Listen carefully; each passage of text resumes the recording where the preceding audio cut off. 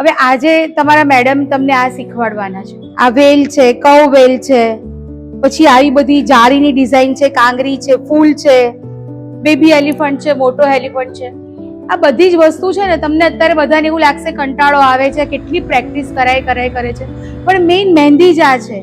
જો તમને આ આવડશે ને તો મહેંદી આવડશે. તો તમારે સૌથી વધારે પ્રેક્ટિસ આના ઉપર કરવાની છે. થોડો કંટાળો તમને આવશે કે આ શું, આ વારે વારે મને બે પેજ કરવાનું કહે છે, પણ આ જ બધી પ્રેક્ટિસ તમે પોર્ટ્રેટ કરો, દુલ્હન બનાવ, દુલ્હનની ચોલી છે, પેલી શેરવાની છે, આ બધામાં આ જ ઝીણી ઝીણી ડિઝાઇન તમારે રિપીટ કરવાની છે. તમે કોઈ ગોળ સર્કલ બી કરશો મિનિમલ ડિઝાઇનમાં તો પણ એમાં કાંગરીથી લઈને બધી આ જ ડિઝાઇનો રિપીટ થશે.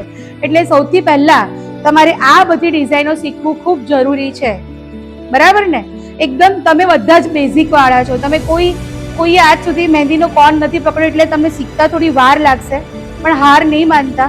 થોડીક પ્રેક્ટિસની જરૂર પડશે, પણ આ રીતનું તમારે બધું શીખવાનું રહેશે. આજે બીજો દિવસ છે, આ શીખવાડ્યું છે, કાલે બધાને લાઇનિંગ શીખવાડી હતી. એટલે દરેકે દરેક જે આ ડિઝાઇન આપે એના ઉપર નામ લખી દેવાનું, અને એટલીસ્ટ તમે 2-4 પેજ ભરી શકો એટલી જ તમારે પ્રેક્ટિસ કરવી જ પડશે. બરાબર? કારણ કે આગળ જઈને બી તમારા મહેંદીમાં આ જ બધું આવવાનું છે. આનાથી વિશેષ બીજી કોઈ ડિઝાઇન હોતી જ નથી. બરાબર ને? આટલી જ ડિઝાઇનો હોય છે. એને જ તમારે મોડિફાઈ કરીને કેવી રીતે ક્યાં યુઝ કરવાની એ તમે તમારી બુદ્ધિથી કરી શકો છો.